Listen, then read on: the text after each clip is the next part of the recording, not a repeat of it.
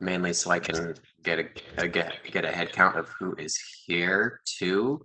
I will start, and then I'll just start calling people off by first name, and if I miss somebody at the end, folks, just chime in and introduce yourselves. I'll start. My name is David Fenley. I am the chair of the Transportation Accessibility Advisory Committee, and I will pass it to the next person I see on my screen, Claudia. Claudia Fuley, FNCCD. Diane. Okay. Diane Graham-Raff from Trellis, which is the area agency on aging for the metro region. And Daryl, I have next on my screen. Daryl Paulson, I believe it's Region F, and I'm also the vice chair. Welcome, everybody. John. John Clark, District H. Thank you, John. Patty. Patty Thorson, and I'm representing Trellis now. And Carrie. Hi, I'm Carrie Sheldon, and I represent Precinct G, as in goat. Thank you, Carrie. Patsy. Patsy Murphy. And I cannot remember what area I represent. Ken. Hear me? Okay. I can hear you just barely. Sorry, is it better now?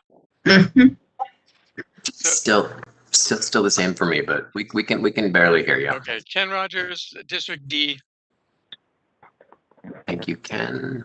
Eric.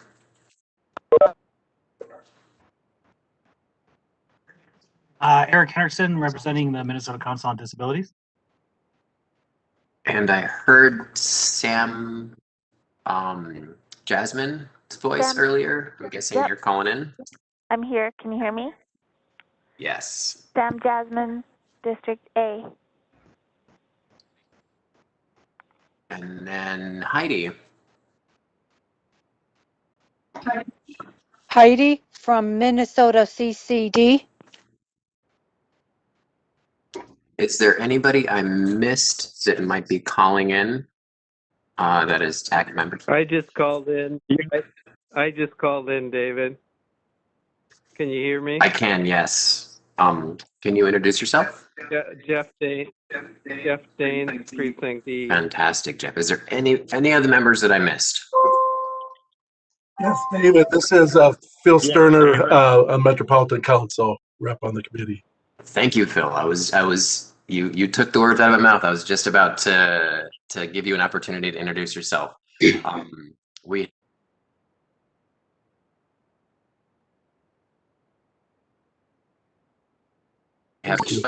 We have Philip Sterner, who I'm sure will be just as glorious as Wendy was. But welcome, Mr. Sterner. All right, we have a nice full crowd here. Yes, go ahead. David, this is Chris Bates. I didn't hear my name called.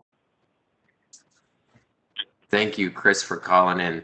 Yeah, if I can't see a picture or see a name, I'm kind of just winging it on phone numbers. So if you call in and I don't call your name, it's because I have trouble discerning what phone numbers belong to who. But thank you, Chris. Man, we almost have a full slate of TAC members here. It's a well-attended April TAC meeting. All right. Well, thank you all for introducing yourselves, Philip included. Let's get started with the approval of the agenda. I would entertain a motion to approve Jeff Dane, motion to approve agenda. Claudia Fugly, second. Jeff, thank you. Thank you, Claudia, for the second. I'll go down my list here and ask for a yes or no vote. Yes. Claudia? Yes. Diane? Yes.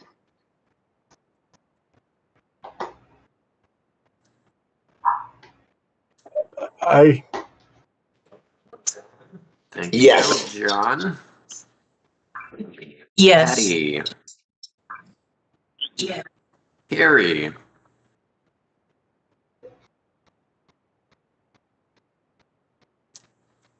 I'll come back, Carrie. Patsy. Yes. Yes. Ken. Yes. Eric. Yes. Sam. Heidi. Yes. Yes. Jeff.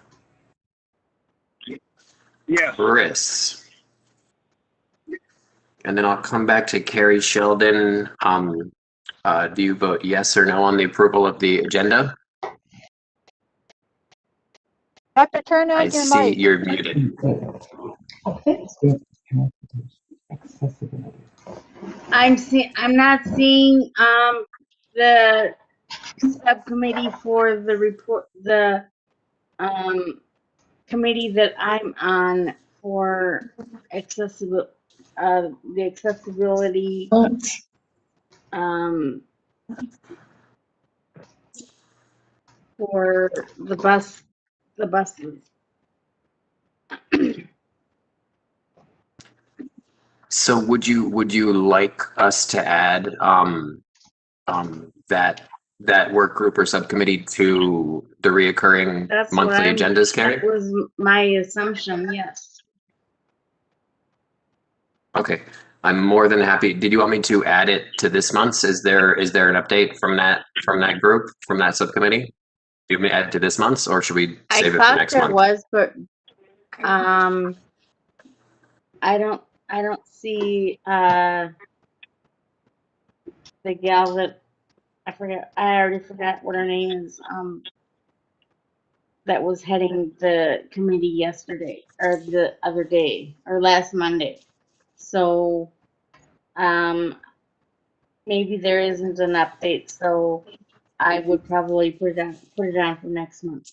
But at this point, I will say yes, I approve the agenda. Thank you, Carrie. And we can chat offline about putting that on the agenda. Also, if we're in still discussion about the agenda, I believe there is a gold line update today by Okay. staff. And I think So I would like to forego my gold line report for staff's report, as well as I would like to defer my rush line report to next month. sounds good. And then All right. public comment, you will have somebody trying to get into public comment, and it relates to the vaccine or the rollout and partnering with Metro Mobility or Metro Transit. I believe Perfect. I look forward Nikki. to- I believe Nikki's trying to get on under public comment. Okay. I look forward to hearing from the public at the end of the meeting. Okay, so that was everybody unanimous. We have unanimous approval. Let's move on to the minutes from last month. I would entertain a motion to approve those. So moved. Thank you, Ken. Is there a second? Carrie Sheldon seconds. Is there any discussion on the minutes from last month?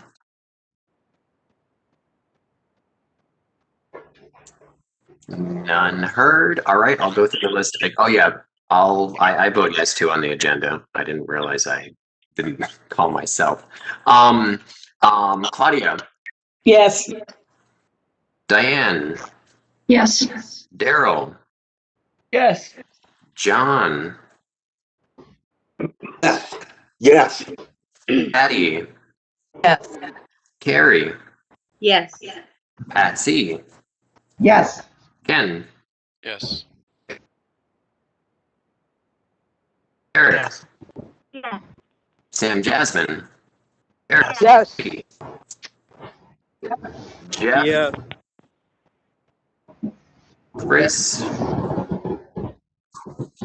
and I vote yes as well. Thank you all very much. Let's dive right into I think we have Blue Line first. Sam O'Connell, Sophia, and Nick, take it away. I'm guessing Sam, you will start us off here, but dive right in, everybody. Excellent. Thank you. Thank you, Mr. Chair. Good afternoon, TAC members. So happy to be with you. I'm so happy to see so many of the names that we've worked with over the years when we've talked about Southwest. Our purpose today is to talk about the Blue Line extension. So as Chair Finley mentioned, we do have Nick Landwehr, who's in our office that leads design, and then Sophia Guinness, who I think a lot of you also know, who leads our communications and outreach with the project. So I know we have a half an hour, and we want to share where the project is today. Pretty key moment happened in terms of transitioning last year, so we'll talk about that. We'll share with you some project principles, and we'll also share with you kind of some alignment options, but would like to reserve kind of the last maybe 5 minutes of the presentation, Chair, if it's okay, so we can engage with the committee to see how's the best way to stay connected and communicate on the developments of the Blue Line. I don't know how I can get rid of it. So if that is okay, maybe Jason, if we can move to slide 4, please. We'll just jump ahead to slide 4. Thank you, Jason.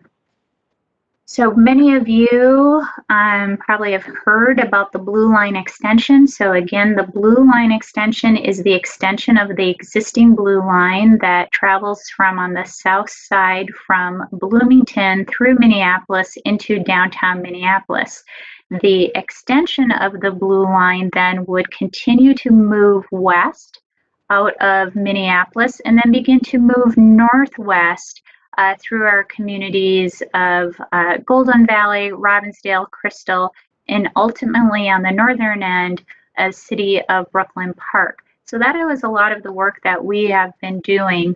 And part of that original project had the Blue Line alignment in a freight rail corridor. So over half of the line, 8 miles, was within the Burlington Northern Santa Fe rail line. And our hope was always to work with the freight railroad to coexist, right? So they would be on their tracks, we would be on our tracks, but we could operate in the same right of way.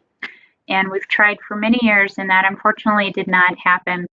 And in the meantime, the needs for transportation, the needs to connect destinations didn't go away. Even though we were looking to work out an agreement with the freight railroad, those needs, I would even say, continue to grow as more people moved into the communities, more opportunities for education came about and jobs. So what we heard from community is that we definitely need to move, we need to do something different. So in 2020 of August, so August of last year, Met Council, in conjunction with Hennepin County, decided we need to transition and we need to look for other options of moving the project forward. And that pretty much meant not being able to negotiate with the freight railroad and kind of bringing back a little bit of that onus back onto the project of figuring out how we can connect our communities. Still very important to do that, but we just may have to do that in a different way.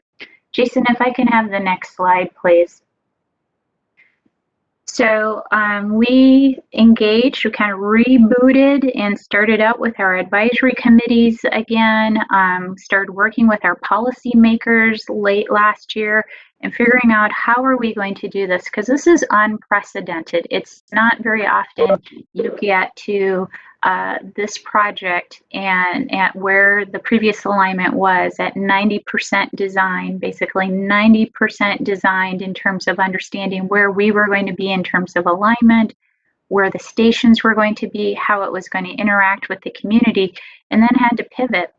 So we kind of dialed it back a little bit and thinking about what's best in terms of working with community members and as we move forward, and what is the work that we can continue to do or pay reference to as we move forward. So what still kind of holds into in our project.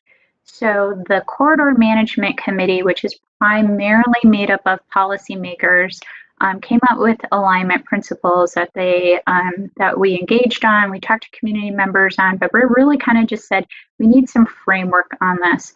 So going forward, we have to understand that this is a federal project. We are a federal project at this point, and we want to maintain that status, because as we know, the federal program helps pays for the capital improvements of these projects. So we want to maintain the federal status of our project. So that means speaking to the purpose and need, the benefits of this project, maintaining the mode, so light rail transit, minimizing travel time where we can, however, maximizing ridership. So as we look at new areas to serve, that we are truly serving our community members, maximizing the opportunity for both community and economic development, and then of course maximizing our project rating so we stay competitive with other projects from around the country. And probably more that also came to mind is, when appropriate, make sure that we are serving people and their desired destinations with low, especially areas with lower rates of car ownership and vehicle access, and those with mobility challenges. So that definitely rose up, something we addressed, but I would say that a higher priority has been put onto that as we have this new opportunity to look at a different alignments. Jason, if I could have the next slide, please. So as we said, we wanted to maintain as much as the existing alignment as possible. So really connecting Target Field Station, where we meet up with the blue line and the green line, and bringing this north and northwest to Brooklyn Park. Serve as many of the existing cities as possible. A lot of our communities have put lots of time, lots of energy to make this line a realization, both in their community and working together as multiple communities do to really see a major project like this to its fruition. Importantly, too, mitigate the negative impacts. And as we all know, with these large-scale transportation projects, they come with benefits and sometimes they have impacts. So we want to make sure we're complementing existing and planned metro transit ways. So in particular, the C and the D line in the area. We want to, again, just ensure that we are reducing any sort of impacts to the environment, to our residents, to businesses. And we want to ensure and support safety for all people and make sure whoever is walking, biking, and rolling, that they feel safe and that they're connected, and reducing our carbon footprint as well. Jason, next slide, please. So that was kind of like talking about the alignment and how it is serving communities. Part of what the Corridor Management Committee also outlined were principles for engagement. How are we going to talk about the project with our community members? So very key principle here is that it has to be meaningful, and this Corridor Management Committee went on to define what meaningful is, and that's really to honor and build on previous community engagement work. We've had community members where they remembered going to their first meeting in the late 1980s. So over 40 years of work have really been applied. We don't want to forget that. Part of engaging is extraction, and we don't want to lose that information from community members. We also know, and in particularly during the time of social unrest and during the pandemic, is that we really need to meet the needs of individual communities over in the corridor. We understand this is a very hard time for folks to give us additional time of theirs when they're also managing through the pandemic, also where they've been impacted by some of the social unrest. So we are very mindful of when we're asking for information, how we're asking for information to aid in the development of this project, but just also want to just make sure that we're connecting with the TAC and the representatives here, so we are doing it in ways that make sense. Jason, next slide, please. So again, just making sure we're hitting all of our communities and ethnicities and incomes and abilities. So all of our community members for which this line is going to be built for is also a part of it. And that we will use goals and priorities that are developed with the community to help us inform decision making, and that strategies are appropriate to fully represent all of our communities. Jason, next slide, please. So we will talk a little bit about project goals, and basically the number one goal that the team is looking forward to and kind of working with community members is at the end of hopefully this year, the end of 2021, is that we have a community supported alignment. So what does that mean? That means that the community is really supportive of an alignment that meets their needs, that really shares with us that yes, this is something that they want and is going to serve them in the future as well.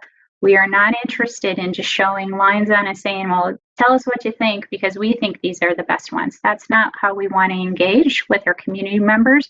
That's really like hearing from our community members and understanding their needs and how can we build the best project. Next slide, please, Jason. So the image on this slide is just to share that we've developed our project principles late last year. The project management team has developed some initial routes through early of this year. And then basically in the middle of March, we have shared what those possible alignments could be. And Nick Landwehr will walk through those alignments here shortly. But just wanted to also share with you that through late spring and summer, we'll continue to evaluate those alignments, a lot of with the project principles in mind and being able to share that back with the community. And then again, hopefully by the end of winter of this year, maybe even early into next year, 2022, where we've identified a route that we can move forward through the engineering and environmental process. Next slide, please, Jason. So slide 11 here basically just demonstrates that we are going through an initial screening with these routes. We will develop a draft report and we will take input on that. We will do the outreach and engagement on that in many different ways and strategies. So working virtually and hopefully also working in person in a very safe way with our community members. We will then bring that input into a final draft report that we will release for final comments. And again, just begin to hone in on that community supported alignment that we can do advanced engineering and environmental work into 2022. Next slide, please. So activities and beyond, we still need to do some conceptual engineering. We don't have all the answers, so we are beginning to just work into that right now. So what we really do have are just lines on a map that Nick will go through, but does that alignment, is it above ground? Is it below ground? What does that look like as it goes through communities? That's where we need to do additional work and also identify potential station locations. We need to evaluate the project benefits and impact. So again, you know, how does this work for getting folks to their destinations, and are we minimizing any of the impacts of a project like this? And then that's really the work for the end of this year. Next year into 2022, so beyond 2021, as I said, getting into that environmental analysis and start looking at engineering plans and design details. Next slide, please. So initial route identification, and I am going to turn this over to Nick Landwehr, and Nick Landwehr will share a little bit of how we got to our project areas and the potential alignments. Nick. Thank you, Sam, and I want to thank the committee here for inviting us back again. It's been a few years since I've been here to give an update on where the project has been and receive feedback from the group. But this has been a valuable resource from the committee and from members that have been on it. I know specifically Ken Rogers. You know, we've spent probably the last 6 years discussing the project, getting feedback, having a discussion on the best way to tackle a lot of the issues and elements regarding accessibility along the project, and we've gone out there and walked the pavement and and looked at existing things going on. So this is very valuable to us to have the input from this group.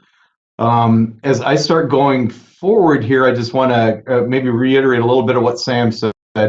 As we start with the route identification, these are going to be lines on a map that we believe, based on our project principles, are viable options moving forward. And they're really for a discussion to talk with, bring out to the communities, get input on, are we going the right direction? Do you like this route, or would you prefer a different route? Did we miss something here as we're evaluating it? So we're really looking for input, looking for that discussion as we move forward here. So as a project team, we've broken down the entire alignment into 3 areas for consideration, and because each one of these areas has a little bit different flavor or factors to it that help us with what our route recommendations or recommendation routes to look at and consider are. So at the very north end of the project, primarily in Brooklyn Park, we've identified that as Area 1, and Area 1 is not really affected by the freight rail corridors. So we are at 90% plans with our previous work, and so we would continue, and we're looking at maintaining that. Area 2 is basically just still in Brooklyn Park, but just north of I-94, and goes down to the south end of Robbinsdale, so right around where Lowry, West Broadway intersect in that area. And this is the cities of Robbinsdale and Crystal in that location. And what we're doing there is trying to maintain our commitments to these communities that we've been working with for the last few years, look at options that are as close as we can get to the previous line along the freight rail corridor, and move from there. And then where it really opens up quite a bit more is as we get down into Minneapolis, the north part of Minneapolis, and that's where we have a few more options to consider, and probably a little bit more work to roll up our sleeves on. So all the options, or the road options, we're rolling out again. I want to reiterate, we've tried to base these. We've based these on our adoptive project principles that Sam covered. These are, again, conceptual. We're trying to make them as applicable as we can to previous work we've done, because we've done a lot of work in the last 6 years. We want to maintain what we've done the best we can and build off of that.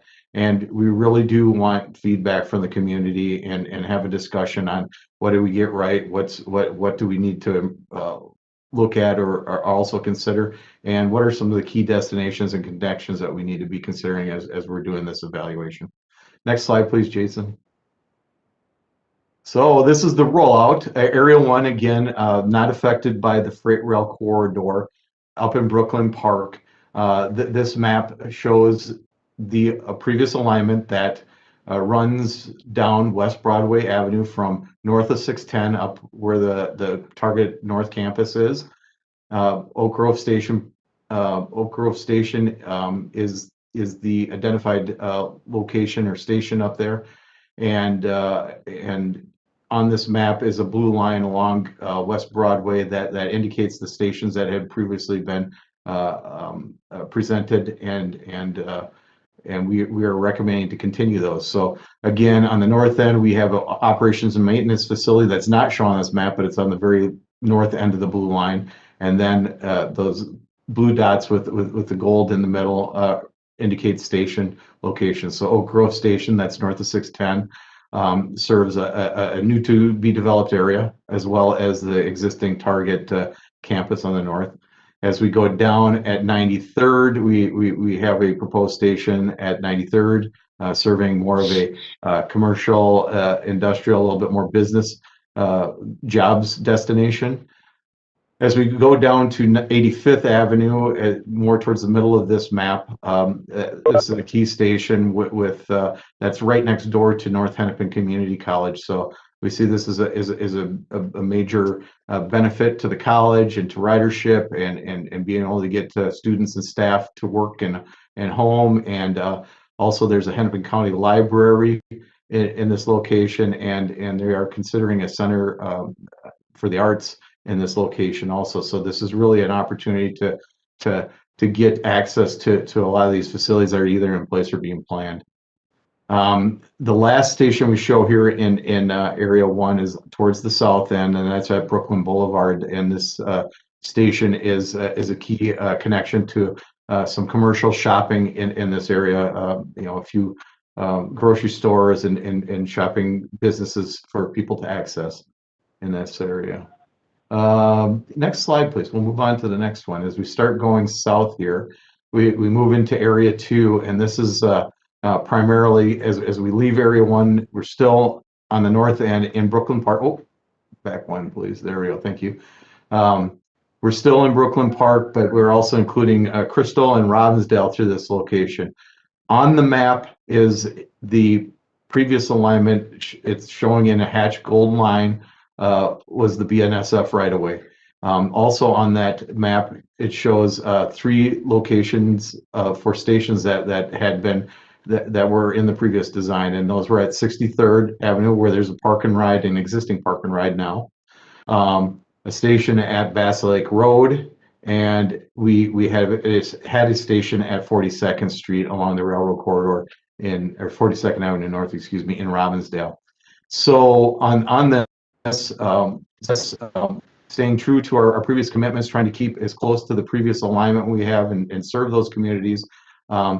We looked at what our opportunities are through here, and there was a lot of geographical barriers, not very well shown on this map, is Twin Lakes, Crystal Lake in this location, and the Crystal Airport really start having barriers for us to get a continuous route north or south. So what becomes apparent is that Botno Boulevard or County Road 81 is really the route that as a staff that we're recommending to move forward with, and we've worked with the cities a little bit on this to see if there's other opportunities, but really what we're focusing on is 81 is a good option through here. So as we start on that north end where we're meeting the blue alignment, our previous alignment up in Brooklyn Park, we connect in there, and the proposal would be to run at grade center running with our tracks through there.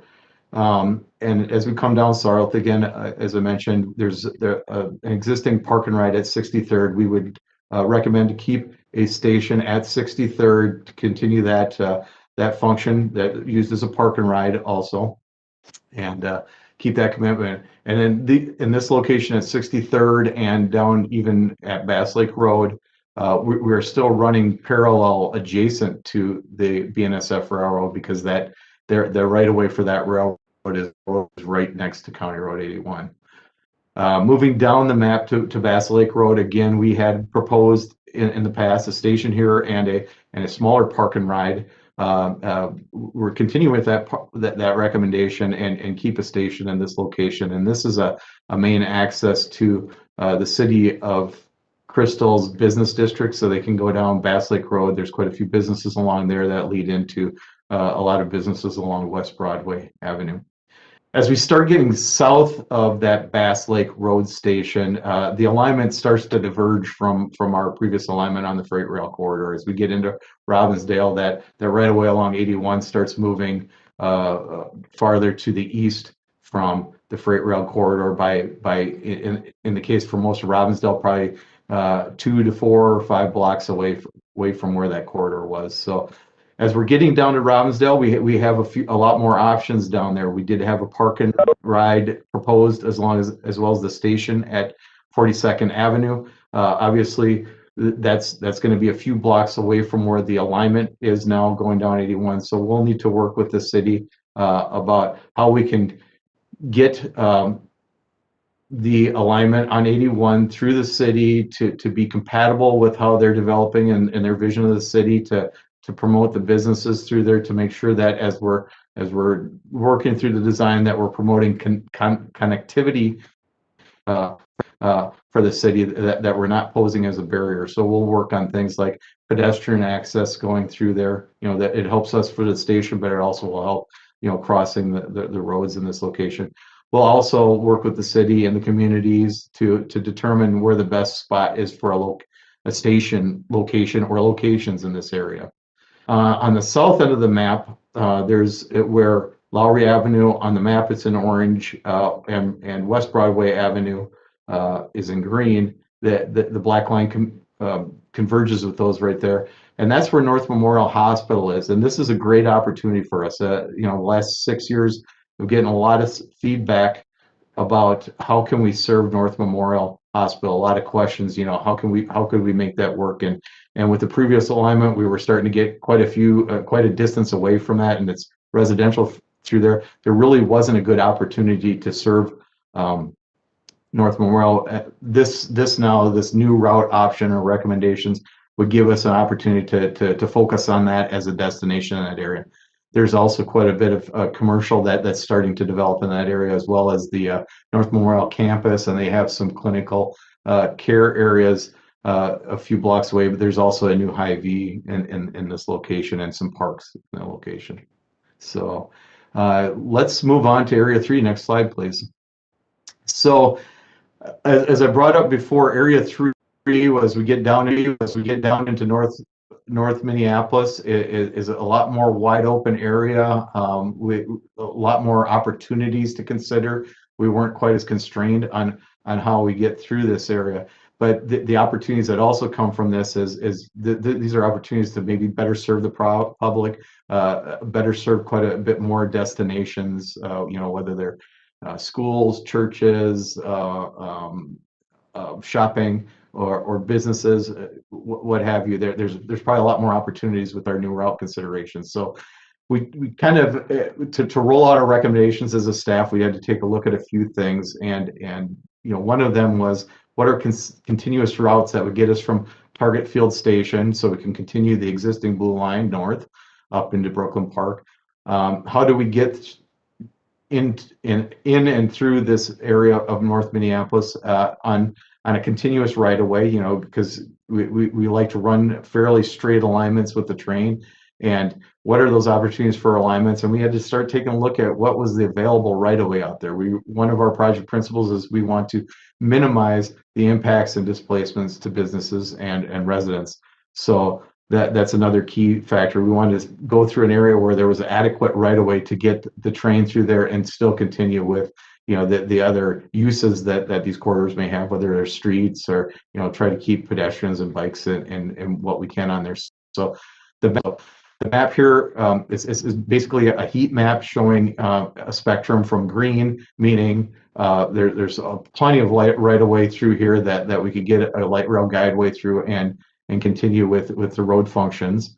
And as we start going down through the spectrum, green, light green, and yellow, in this case, we believe we can work with a light rail guideway and work it in that corridor. As we start getting into the darker orange and dark, that means the right of way is getting really narrow, and trying to get a light rail through there will cause some major impacts. So we're recommended to stay away from those. So this map is one factor there. Next map, please. Next slide, please. As we set that up, another consideration is what are the existing and proposed land uses and that would be compatible with light rail, that the higher density residential, higher density commercial and business districts are the better places that we'd wanted to locate a light rail through here. So the map here shows some of the density by colors in it. And what it shows is the more dense corridors through this area are along West Broadway and along Lowry Avenue. So with that, can we go to the next slide, please, Jason? So the recommendation from the staff here to evaluate routes is in orange is Lowry Avenue, and that Lowry Avenue is basically from as it intersects with Bottom Boulevard, West Broadway, up on the top left side of this map, over to Washington Avenue, cross over 94 to Washington Avenue, and then Washington Avenue following south towards Target Field Station. The other recommended route, we have routes and links here on this map. So two routes. The second route is West Broadway Avenue. So West Broadway Avenue on this map is shown in green and continues again, up to that North Memorial intersection by Lowry and Bottom Boulevard, County Road 81. So those are the two routes that we're recommending through here because they really meet the criteria of the project, and we feel that they best serve the project principles, the corridor densities, and have the adequate right of way. Bigger challenge starts getting to be how do we get to these two routes? So we've started to identify a handful of options that we're calling links in here that get us out of that target field station and either to route the Lowry route or to the West Broadway route.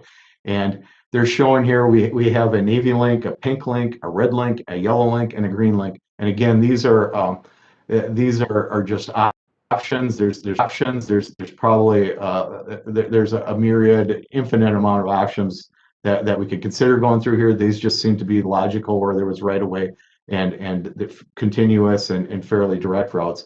As we move forward, the recommendation could be more than what we're showing here, or it could be a combination of some of these. And I'm going to ask to go to the next slide, please. That gives us maybe a little bit better aerial view of those links. So this slide that's on the screen now, on the very south right-hand side of the screen, that's where Target Field Station is, and that's where we're connecting in with the existing blue line. And then showing here is the Navy link, as we're calling it, that comes off of Target Field Station. And very similar to the previous project where we came off Target Field Station, the blue line tracks are on either side of southwest tracks.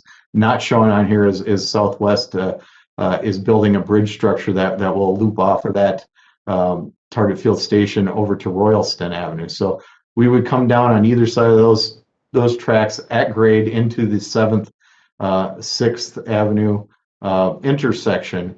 And before we were showing the alignment that went down Olson Memorial Highway. In this case, that Navy link continues up 7th Street. And with all of these options, we need to get across I-94 through this. So we'll look at crossing I-94 on either an existing structure that's probably improved to handle the loads of light rail and would have the capacity, or maybe a new structure for light rail, or maybe we need to do some combination of maybe we run light rail on the existing structure and move the traffic to a new structure. So again, a lot of options here. But as I follow along that Navy link over to I-94, and on this map it crosses over to the I-94 right away onto the west side and follows that right away up to West Broadway Avenue.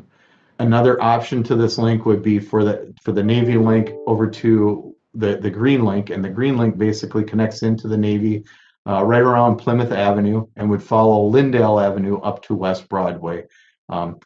We understand that Lyndale Avenue in this location is residential, but most of the residential backs up to the street. There's very limited. There's no really driveways off this section. There's a couple of neighborhood access routes that would likely have to be signalized if there was a light rail through here. But we feel that we could get down here, and we have done scenarios similar to this in the past, running through here with minimal impact to the neighbors in this location. Moving over to our pink alignment, this is a little bit more out of the box. It's a little bit more work and engineering that goes into it, and actually this is probably more of a structure, and by that I mean probably a bridge coming off of Target Field Station, and it shows on the map as it kind of snakes its way through the big building you see as the Metro Transit Haywood bus garage and Metro Transit offices in this location. So it shows kind of weaving through that over the bus driveway that comes out of the bus garage, and then over to the 4th, 5th Street ramps. And there's some right of way along there, along kind of the southwest side of those ramps, that we could follow the pink route up to the green route at Plymouth Avenue and Lyndale again, or and that pink route would likely mostly be on a structure, a bridge, pretty much off of Target Field Station over to Plymouth Avenue. Unless we were to connect into the red link that we're showing here. And that red link, we would likely drop it down to grade and then continue up 10th Avenue to Washington Avenue, and it could follow Washington Avenue up to West Broadway, or continue up Washington Avenue all the way to Lowry Avenue on the north side. Also shown in here is a link, a yellow link along Plymouth Avenue that's between the red and the green, and this is just another potential link to get things connected through that area. So those are the route options that we're proposing to the community, that we're looking for feedback and input and conversation on, and looking forward to input and questions. Thank you, Nick. I know we're at time, so I'm just going to move through the last couple slides just to, we definitely want to hear some thoughts from the team here today, but we also want to provide the tools as to how to still connect with us and share your feedback.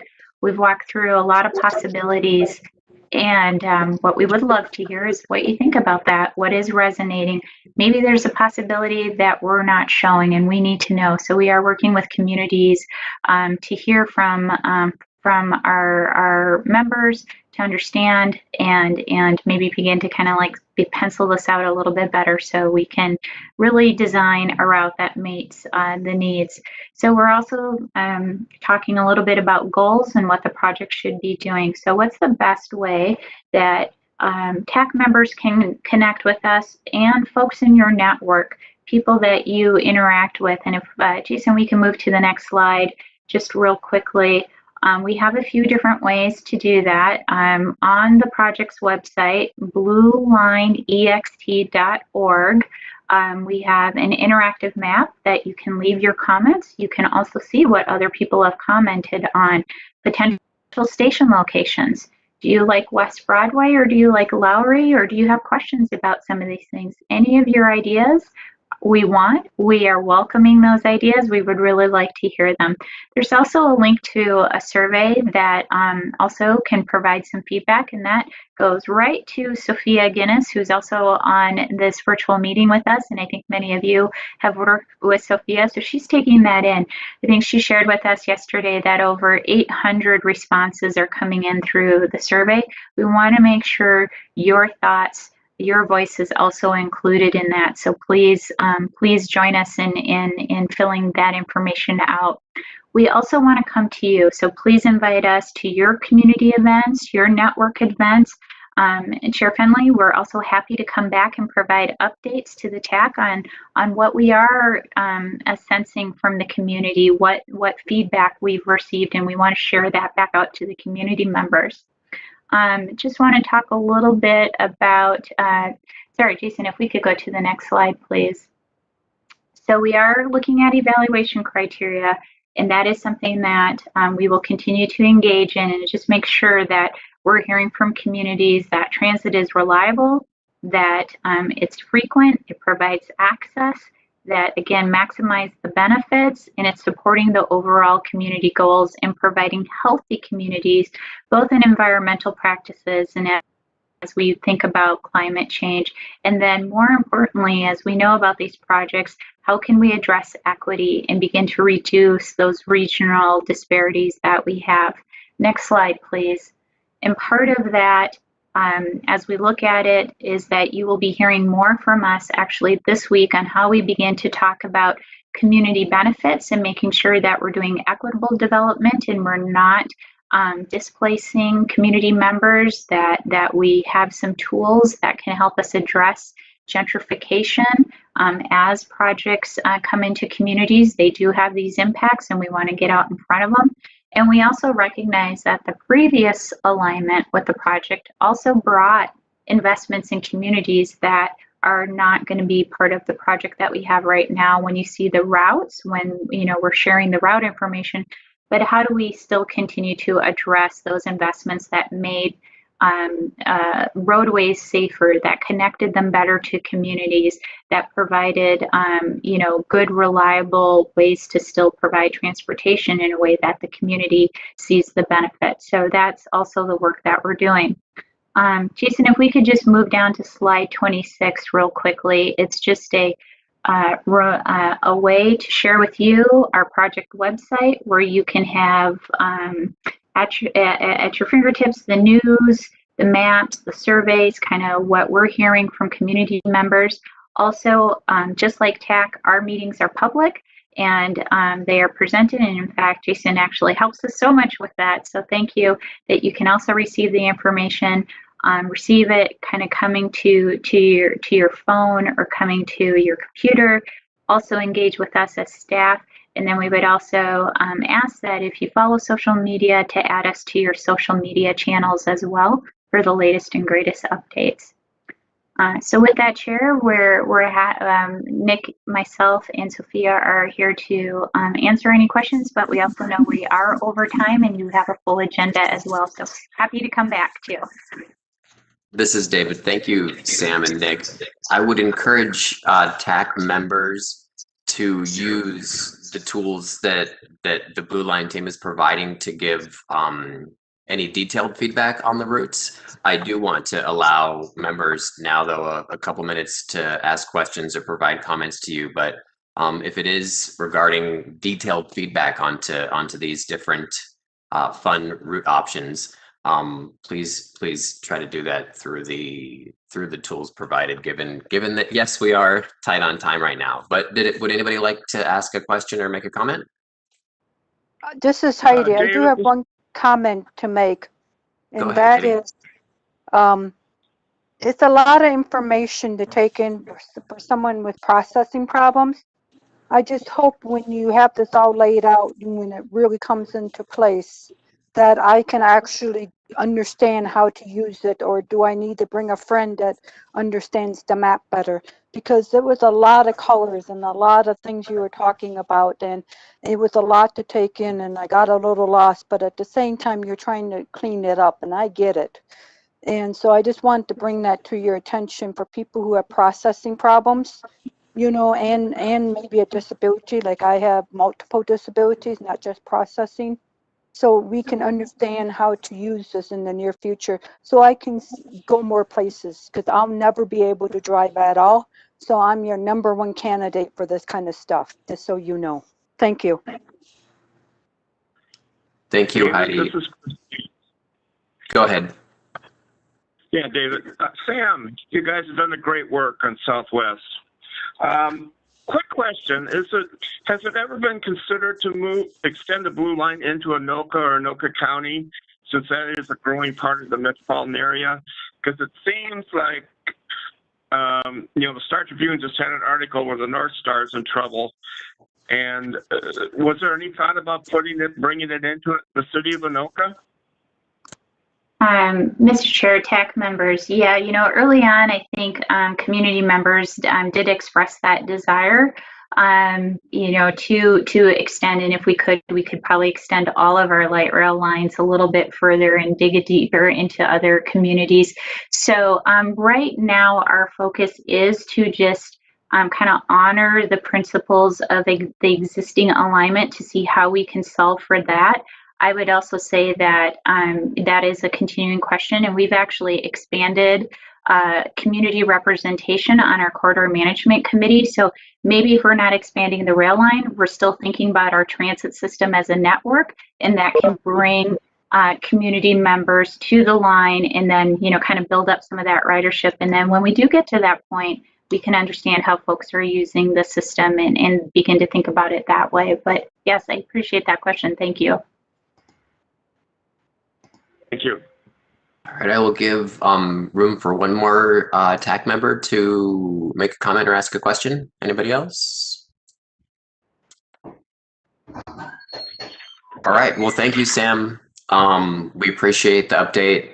I can speak for myself to say that I'm excited that this Blue Line has new life in it now. Happy to see this moving forward. But yes, we do look forward to, once you do solidify routes, we do look forward to another update. But again, thank you very much. Thank you for letting us be here with you, and looking forward to coming back. Thank you. Bye-bye. Bye-bye. All right, let's dive right into Rush Line. And Andrew and Jim, take it away. Yes, thank you. My name's Andy Gisloff, Senior Transportation Planner with Ramsey County and the project manager for the Rushline project. And with me today is Jim Gersima, who's our design engineer for SLA. And who's controlling the slides? Is it Jason? All right, perfect. I'll just let you know when to move forward. And as we're getting set up on the first slide, I'd just like to just say a few things. You know, we're really here today to give a high-level update on the project and just increase the awareness of TAAC members. We've been very fortunate that Daryl Paulson has been involved in our community advisory committee for the project. And I know he's been giving you updates throughout the process. That's been very helpful to build up of that earlier communication. A couple other notes too is that, you know, this project still is early in the process. We are going to be having an environmental document released in another month. But we've done preliminary design, but we haven't done any of the final design. So we expect this to be first time we're in front of the TAAC, but not the last time. We expect to come back more into the future. And then a third point is that we've been working pretty closely, even with us, Ramsey County as a lead, but with Metro Transit Met Council. Charles Carlson is our primary representative on this project too, to make sure that what we ultimately design and develop fits into the Metro Transit brand and has consistent features and amenities to the other transit lines in our region. So with that, we can go on to the next slide. And what this slide is showing is the overall Rushline corridor map. So this is the selected route from back in 2017. It travels from downtown St. Paul to downtown White Bear Lake. It's 15 miles in total, and there are 21 stations as part of it. If you're able to view the map, you can see a yellow highlight in the background. That's essentially where we're sharing space with former rail right-of-way that is now home to Bruce Vento Regional Trail, which will remain within that right-of-way as well. We're also using a series of different county roads and MnDOT trunk highway right-of-way for this project. And in my next couple slides, what I'll do is I'll actually walk through this alignment in more detail. And then one final note, I know in the last presentation we talked about expansion. Us too, we're focused to White Bear Lake today, but looking to the future with growth areas in Washington County, it's not out of the question that future expansions would be considered down the line. We can go to the next slide. A couple quick facts about the project.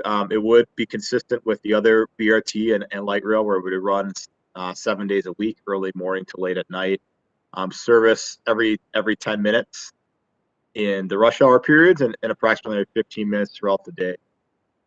Looking at some of the key destinations along the way, Maplewood Mall being one of them. It's about a 30-minute travel time downtown and another 14 minutes to get you downtown White Bear Lake. Something unique too about this corridor is there's over 50 different hospitals and clinics along the line that this provides an opportunity to connect to. And then our location entry point of downtown at the north end allows a transfer to the green line at 14th Street Station. So don't have to go all the way downtown if you're trying to get to points west in the region. And we can keep going. And the next 4 slides are going to walk through the corridor in a little bit more detail. There's only a couple different colors that are used on our maps. Yellow being where we're running the bus in mixed traffic, and then purple being where we're running the bus within a dedicated guideway. And for us, that could mean either a separate roadway or simply lanes that are within the existing road that would be dedicated for transit only as part of the project. So as I walk through, I'll highlight the different areas and the different treatments. Starting downtown, we would serve both the front of the Union Depot and the back of the Union Depot. And the project would travel on Wakuta and Sibley as paired streets, and then 5th and 6th Street as paired streets. There'd also be a station at 5th and 6th. One thing unique about that station, TAC members may be familiar with that from Gold Line because we'd essentially be serving the same stations. Those stations would be built as part of that project. We're proposing another new station on 10th Street. We would be using dedicated lanes on 10th Street as the current proposal. And then our next station would be 14th Street, as mentioned before. It's right in the middle between the Green Line, the Capitol Complex, and Regents Hospital and Gillette Specialty Children's Care Facility. And then from there, we would travel north and serve the Mount Airy Public Housing Complex on Jackson Street. After that, the corridor travels east on Pennsylvania Avenue, which becomes Phelan Boulevard. And for a lot of that part of the corridor, the area in purple is where we would essentially be either converting the outside lane or adding an additional lane that would be just for transit. So that will allow transit to have that travel time reliability, especially in those congested periods. Along Phelan, there's stops at Olive and at Cayuga, which are medical clinics for health partners nearby. Payne Avenue, which is a north-south commercial corridor through St. Paul and Paul. And then Arcade Street, the station would actually be up at grade at Arcade Street level, providing some really good north-south bus connections and service to the Seeger Square development. Continuing to the east, our next station would be at Cook Avenue near the Hmong Village Shopping Center, and then at Maryland Avenue near the Phelan Village Shopping Center. And this area is also where the project would start to share space with Bruce Mental Trail. So there's right away between 70 and 100 feet, which is adequate to fit both the 2 lanes for the bus and the lane for the BRT. And we can move on to the next page. As we continue north, this is where we're in that former rail right away, a station proposed at Larpenteur Avenue, and then a station proposed at Frost Avenue, which would be in the city of Maplewood. There's been a number of recent redevelopment activities that have happened in that area, often referred to as the Gladstone area. North of that is Highway 36. We're proposing this to be a station that includes a park and ride facility. So this would be the first park and ride of 3 as part of the project. We can continue to the next slide. The next slide here is we actually leave the rail right away, and what will occur is the bus will leave the rail right away, travel down on Beam in a dedicated lane in the center of the road, serve the existing Maplewood Mall Transit Center, which will allow for a lot of different transfers to take place, and then come back on Beam and use Hazelwood, which is a local street, to get us north up to County Road D. And then at County Road D, the project would then, the route would then follow the rail right away again to Berkeley Road. That's currently where county ownership of that railroad right away ends, and north of there is where it's actually still in existing use by BNSF. So much like on a Blue Line earlier example, we needed to find another route to get us north. In this case being BRT, traveling over a 1/4 mile to Highway 61 in this area proved a good solution. So we have a station at Berkeley Road, we have a station at County Road E, and at Cedar Avenue. And then we can go to the next slide. And then after Cedar Avenue, we are showing this as purple. We'd basically be getting our dedicated lane by converting the shoulder into a transit-only lane. And then as we get into White Bear Lake, there'd be downtown White Bear Lake, there'd be 2 stations, one at Whitaker Street, which is the Marina Triangle mixed-use development area. And then in downtown White Bear Lake, between 7th and 8th Street in Washington, where the buses would lay over as well as turn around to head back south. And we can move on to the next slide. This map, and many of you have probably seen this before, is the graphical depiction of the future rapid transit network in our region, both existing and future lines. This represents that all-day frequent service. So you can see by the purple line indicating Rush Line that this really fills a gap within that Northeast Metro region. And we can move on to the next slide. I mentioned earlier that this corridor is bus rapid transit. A couple of the unique characteristics about this BRT line in particular, I mentioned the points where there'd be operating its own space. That's approximately 70% of the corridor would be with its own lane, and that helps with that reliability and speed of service.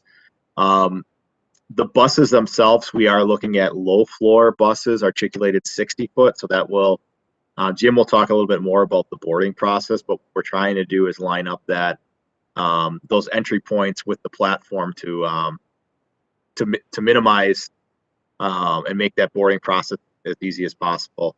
The stations themselves, they're a little bit bigger than an arterial BRT station, but not as big as a light rail. And they will have ticket vending machines and fare card validators in the pylon side and all the typical features of a Metro Transit station. And that prepayment of fare is what really allows you to get the rapid within bus rapid transit. And we can move on to the next slide. I mentioned earlier that we're still early in the process. We are in this environmental analysis phase. Ramsey County is leading that phase in partnership with the council. Once we complete that, which will be this fall, we will transition the project to Met Council as a lead, and then we become a partner within it. And then that will take us through the project development phase, final engineering, construction, and ultimately operations. In order to get to where we are right now, we have done preliminary engineering. We've done some station area planning, and we've completed a pretty extensive public engagement plan leading up to this environmental assessment. If things go according to plan, construction would be expected to begin in 2024 with an opening in 2026. And we can move on to the next slide. And I mentioned we were going to talk a little bit more detail about the boarding process. I know that was the TAC had provided some great input to Goldline about that on earlier presentations. And I'm going to have Jim Gersma speak to how we've incorporated that into our rush line design.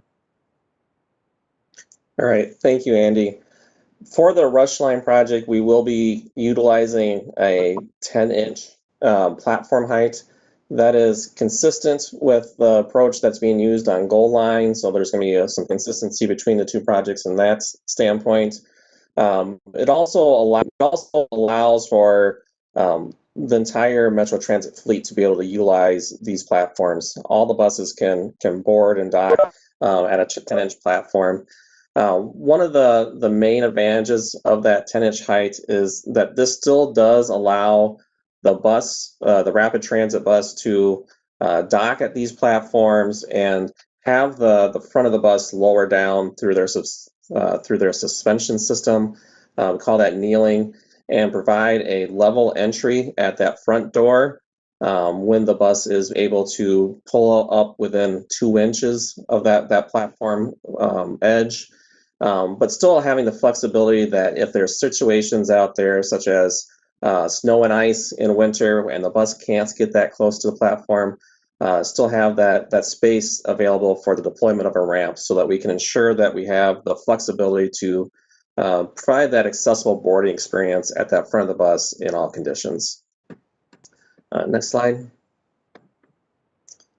So with the rest of the platform, we are anticipating the amenities consistent with other bus rapid transit systems in the region.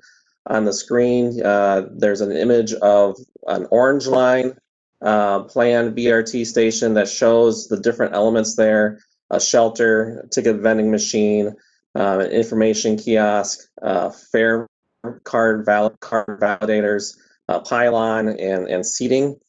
And so that's consistent with what is planned for Rushline. The Rushline project is not at the stage of design where any of those elements have been designed, so we can't show you specific examples of what will be there for Rushline. That design is yet to come in the next phase of the project. Next slide. As we plan for that next phase of the project, we can tell you that the shelters on that platform are anticipated to include a canopy, windscreens, heating elements, seating, and have some of that informational signage included within them.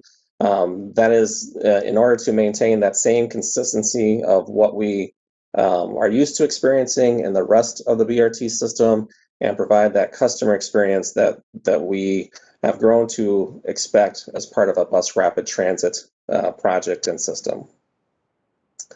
All right, next slide.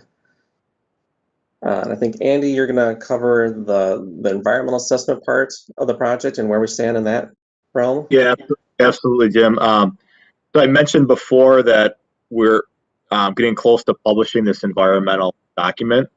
This document's going to examine potential benefits and impacts of the project, including land use and community cohesion, traffic, pedestrian and bike access, park and recreation uses, and historic and cultural resources. And we are firming up that engagement plan right now, but that we will have online meetings that people can participate in. We're also looking at, because of the timing of this meetings would be in June, if we can do as safely a in-person type engagement event for people who do not have access to those online features. So more of those details are to come, and we will share those with the TAC as they become available. Next slide, please. One last note too, I mentioned this earlier, that we've done pretty extensive public engagement. We're always doing engagement. If there's other groups you'd like us to reach out to, we'd love to take those suggestions or ideas that you have here today. Since we started this phase in March 2008, we've had roughly 200 events. Many of those have been focused in areas where there are low-income populations or people of color that have typically not been represented well in planning processes. We've spoke with approximately 3,400 people as part of this. Our online engagement's been pretty robust as well, with our project website, contact form, interactive maps, and surveys. And then as part of our public record, we have over 2,600 comments recorded through this phase. And that the input we've gotten really has informed decision making. It's helped us with the design of the stations, the design of how the BRT and the trail interact within the rail right away.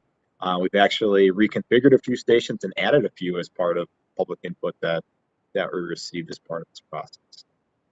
And we can move on to our next slide. Again, I'm ahead of myself on each slide here. So this is the dates of the anticipated public engagement period, May 11th through May 25th. And after the public comment period, the last step is that we would be seeking a environmental decision from the Federal Transit Administration, and anticipate that to be a finding of no significant impact. And what that'll allow the project to do is then move on into that next phase where the project goes to that council, which we've talked about before. And we can go to the next slide.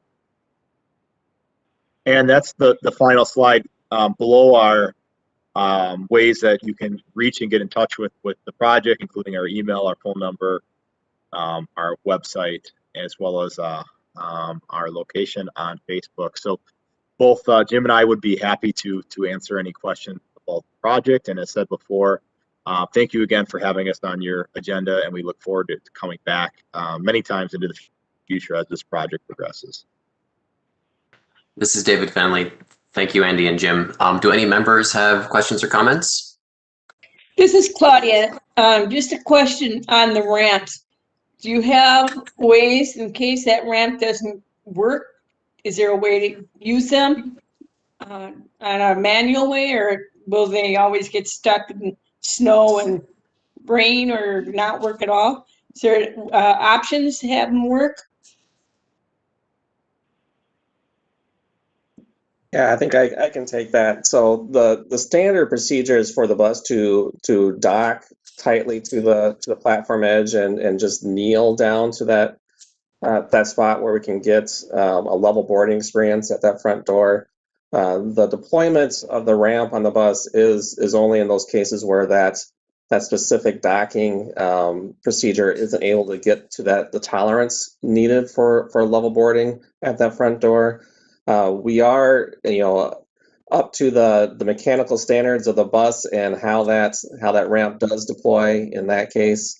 But those buses, BRT buses, will be maintained at a high level, and we anticipate that the instances of any mechanical errors with that ramp deployment to be pretty low. And once that's known, those buses will be returned to the garage for that maintenance activity. So I won't get stuck on a bus someday and not be able to get out?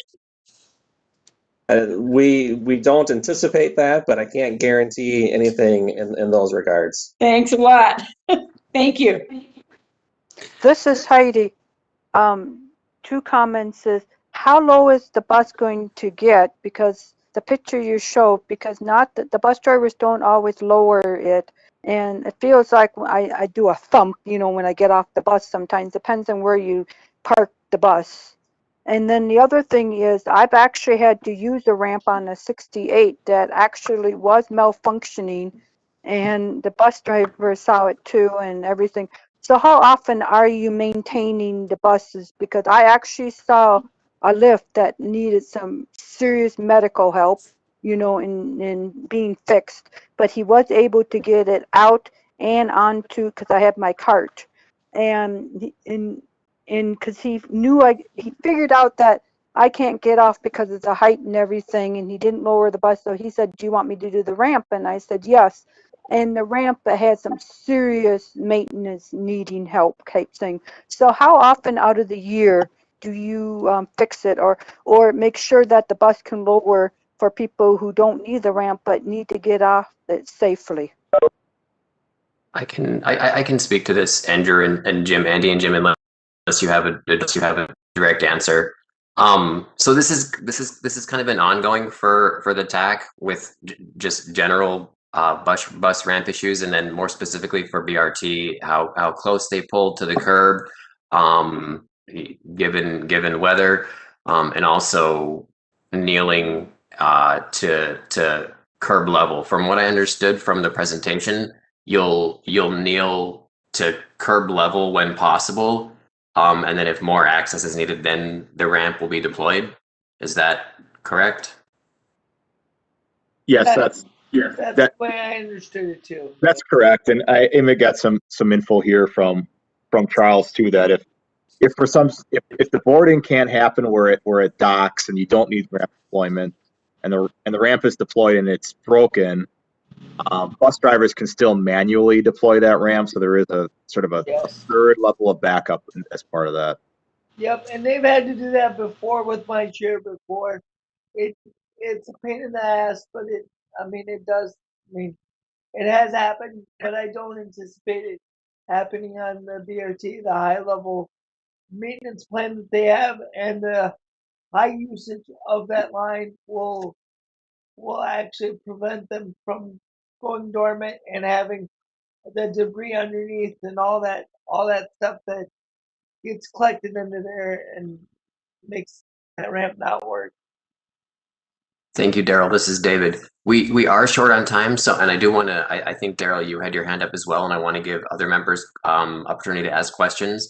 I would remind, please try to keep questions to the scope of the presentation. This is more on the route, less on technical issues that happen in general with buses. We have other ways to bring those up, but I do appreciate everything everybody brought up. Daryl, go ahead. So Andy, I don't know if it was you that brought it up or if it was your co-partner, but you guys mentioned that you added additional stops to the rush line. And those came as a direct result of community involvement and community output. How often do you see that happening, and what routes did you add because of added community input? Yeah. Thank you, Daryl. I think we added those fortunate early enough in the process where we could still, make our balance of station access and overall travel time work. So I don't anticipate additional stations to be added. The two that we added was the one serving Hmong Village, which is if you don't know, it's a number of different vendors, both absolutely, vendors, we farmers love market, and it provides a more direct access to that, and then across to the Duluth Case Rec Centers right there as well. That was through some early engagement involvement, and the other station was up more northern at the Berkeley Road. We are always turning there, but that is a pretty high employment area with a number of businesses right in the area. So that was a desire from the business community to see if we can make a station work there, and we were able to do that. Yeah. Well, thank you, Andy, for that. I mean, I definitely I look forward to the project. It's exciting to work with such an eager team that wants to get these details ironed out in the very beginning. So I welcome you coming back to us many times over the next few years, and it's always a pleasure to work with you guys. Thank you. Thank you.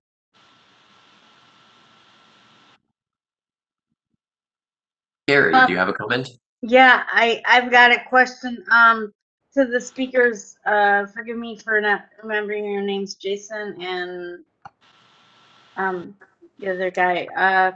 But this rush line is gonna be affecting Maryland Avenue only, or is it gonna run down Rice Street? How is that gonna? Are we gonna be eliminating different bus routes like the 3 or the 62? I can address that.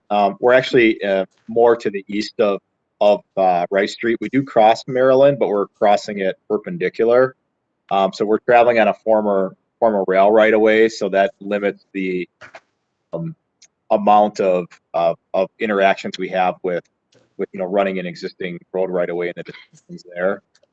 As far as the existing bus network goes, at this point we haven't proposed eliminating anything as part of the service. As we get closer to an opening, usually about 2 years out, that's when we'll work with council to see, not looking at reductions of service, but areas where we may want to just tweak some of the different lines to have them better connect up to the rush line, but not actually removing routes is not something we're considering.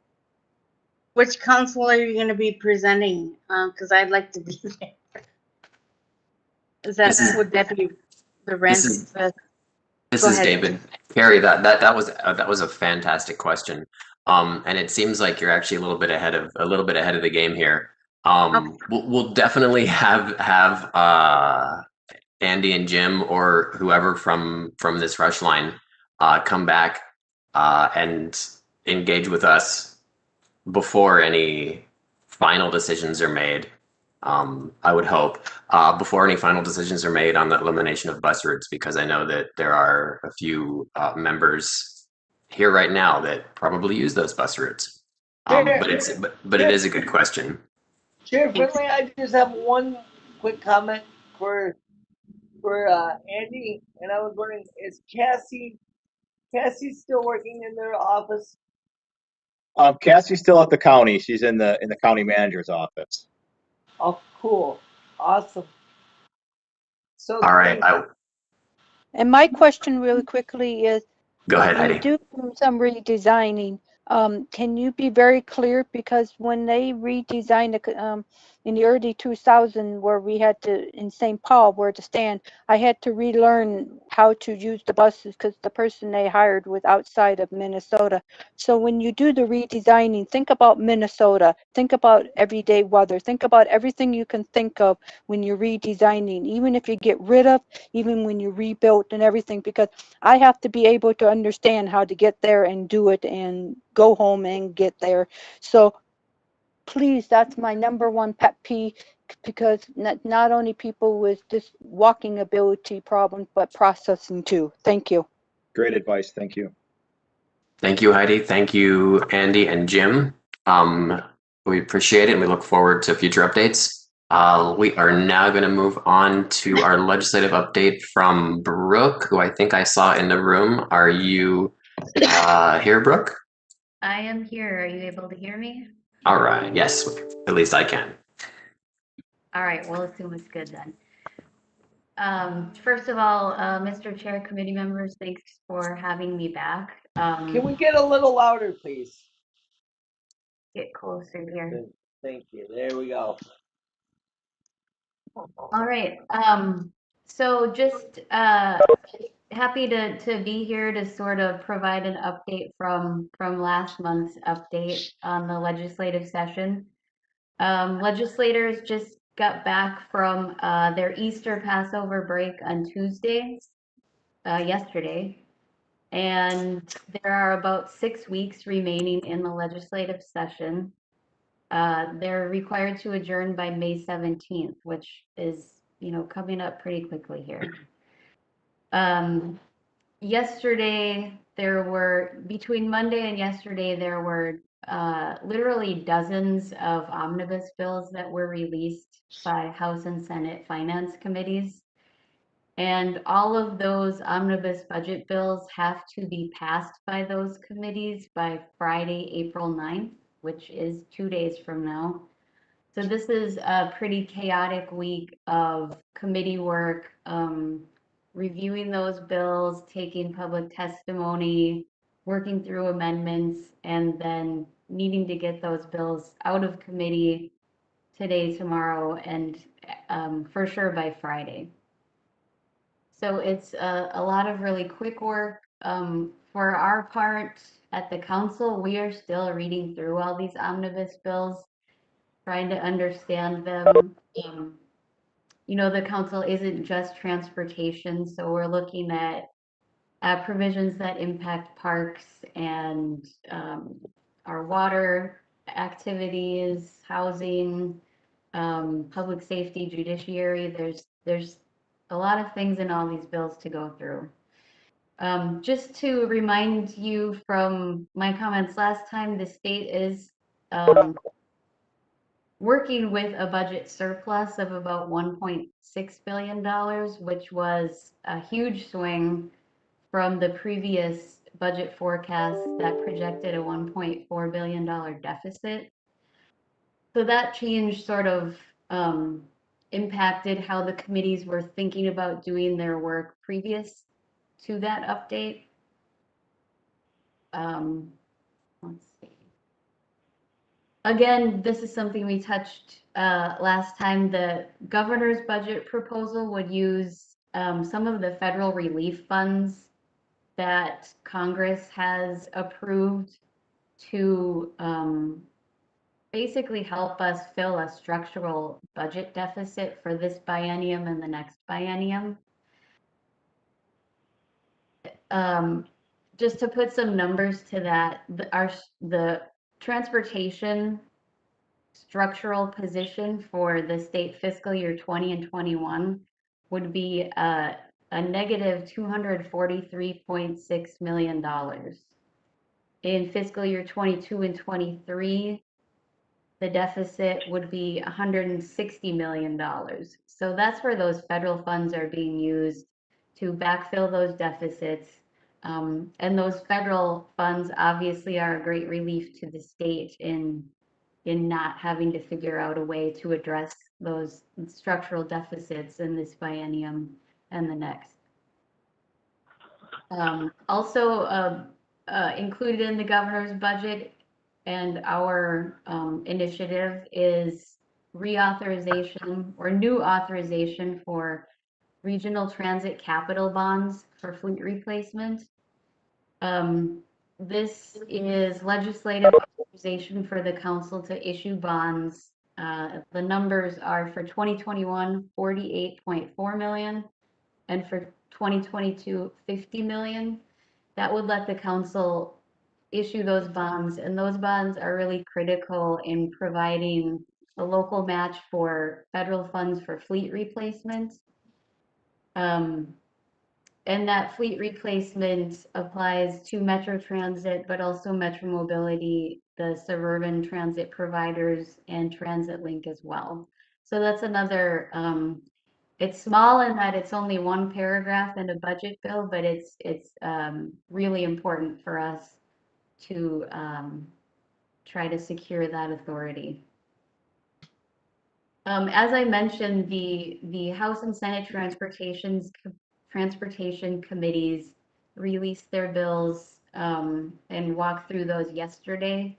They're pretty substantial bills. We're still working through those, but even just a quick analysis shows that the House and Senate are going to be taking very different approaches on their budget bills this year.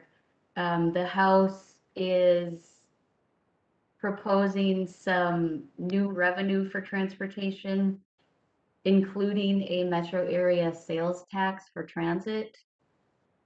They're also making some adjustments to the motor vehicle sales tax, which is one of the major sources of transit funding. So that's something we're trying to sort of understand how that would play out and what that would look like. The Senate, is about as far away from that as you can get.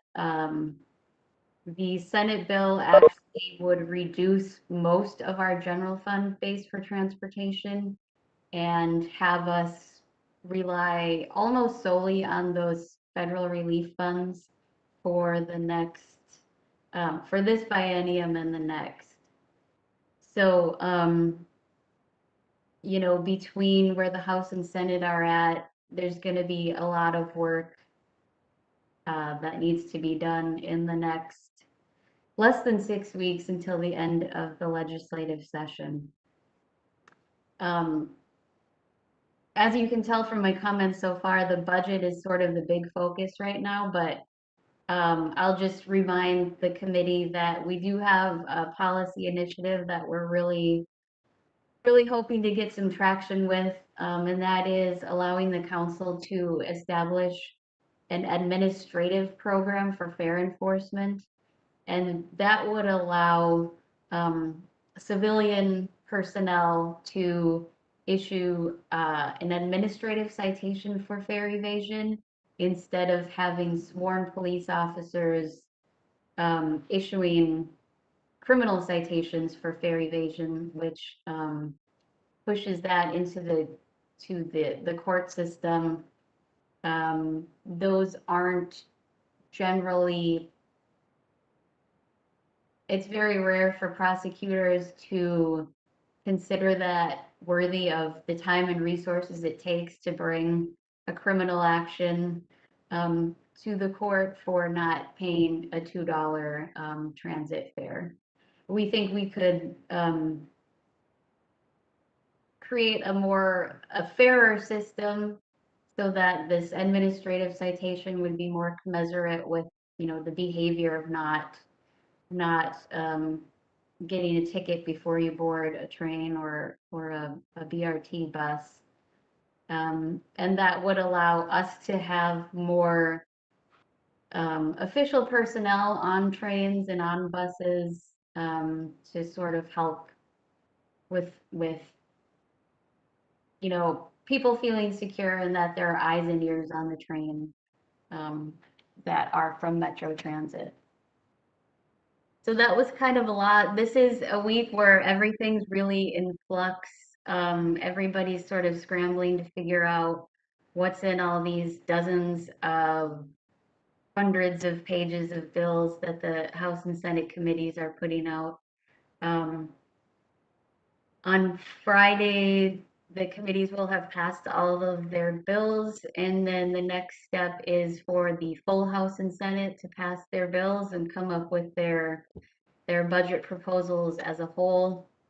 After that, then it's time for conference committees where the House and Senate sort of fight it out with the administration to come up with the state's next 2-year budget before the constitutional deadline of May 17th.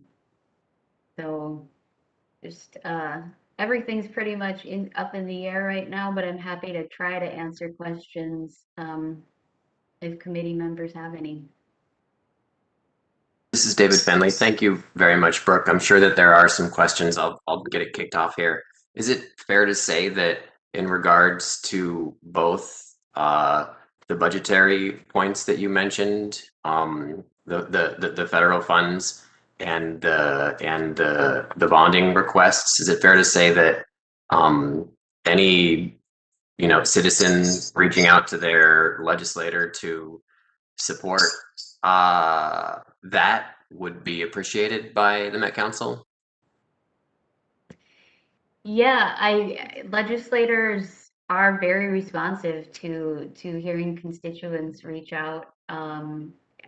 That's always helpful to especially on smaller ish. I say smaller, not in the sense that it's not important, but something like RTC bonds, it's not the most attention grabbing initiative that they're dealing with. So just getting that on their radar to be aware of is helpful. So it's not forgotten or seen as less important than it is. Fantastic. I'll just have one more question, and I see a couple other people who have questions, and I will pass it off to them. Just kind of a blanket, reminder. We got some policy wonk folks here on our committee. We also have some folks who have some pretty good relationships with legislators. So I realize you all are poring over many, many pages of omnibus bills, but if you come across things that that you would like us to address, the time frame is short, so members wouldn't necessarily be able to speak on behalf of the committee to legislators since we didn't vote as a group, but that doesn't mean they can't as individual citizens do that. So as you're poring over this, if you do have time and do want to send me or our staff at the Met Council an email just reminding us of things that would be beneficial to the disability community, that essentially narrows it down to anything that the Met Council does involving transit, budget lines, anything that that would benefit, that would ultimately, in my opinion, benefit the disability community. So just a reminder to you to feel free to shoot us emails on updates of things. I know it's a time crunch, so you might not have that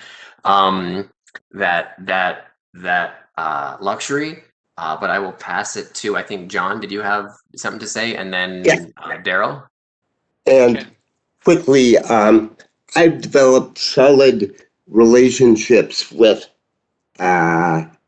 people formerly at KSTP who still have a line there. They're doing wonderful coverage of disability issues unlike any other station. And if I could be in touch with you either by phone or email, that would be one in, because it's such a crowded agenda.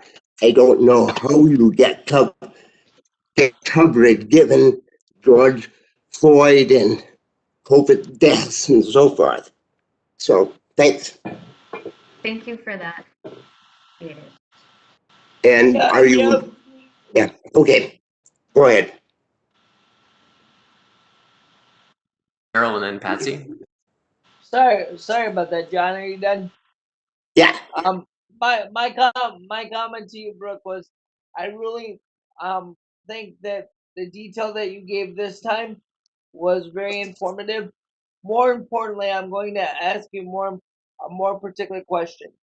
The invest dollars that we're looking at, and you're saying that we're looking at the invest or the sales tax of the invest dollars. I know at one point when that program was created, we were only looking at a 0.5% sales tax, and then I think we went up to a full cent sales tax. So is there additional proposal to increase that 1 cent sales tax or that 0.5% sales tax to something else? And if so, this goes to David's point. Many of us on this committee have lobbied in individual capacities, and I'm also really intrigued on looking at the ambassador program or the transit ambassador program, where it does take the fare evasion out of a criminal element and make it it makes it a basically a citation, a civil citation, I think you'll get a lot of folks that will understand the value of public transit once we decide to take cops off our trains and our buses and put them in places that they need to be, and we bring in people that are trained to teach navigation and to detect fare evasion and small crimes that we often see on public transportation. Yeah. So if there are bills that you can give us bill numbers where that is actually addressed in the omnibus bill, we would, or if you could give us statute language that says, okay, on this page, blah blah blah, this is where the invest dollars are, or on this page, blah blah blah, this is where the transit ambassador program sits, and that kind of stuff. Sure. And maybe that can't be done at a high level meeting like this, but it certainly could be done offline. Thank you, Mr. Chair. I'll give you, so thank you for reminding me. I think, Member Paulson, you raised at the last time I joined your meeting, the issue of sort of the collateral consequences of fare evasion being a criminal offense, and that it's an offense on your record that might have impacts on housing. Absolutely, other areas yes. of a person's life where, that's something that should be looked at in terms of fairness and unintended consequences. But I will mention that proposal, which was moving as a standalone bill, is in the House File 1306. And in the Senate, it's Senate File 1513. That proposal in the House is on the General Register now. It passed the Transportation Committee and the Public Safety Committee. In the Senate, the bill passed the Transportation Committee. It was amended, but it still retained that authority to let the council create the program. So the proposal is moving through the legislature. It hasn't received a hearing in the Senate Judiciary Committee to this point. But does it need to by statute if it's possible laid over for inclusion, or if it meets its deadline in the House, wouldn't it automatically trigger a conference committee or not? Yeah, that you raised the issue of nothing is ever really dead at the legislature. For policy bills, it didn't meet the second deadline because it Right. didn't pass the policy committees in the Senate. However, you're really bringing things to my mind. It is in the transportation omnibus bill.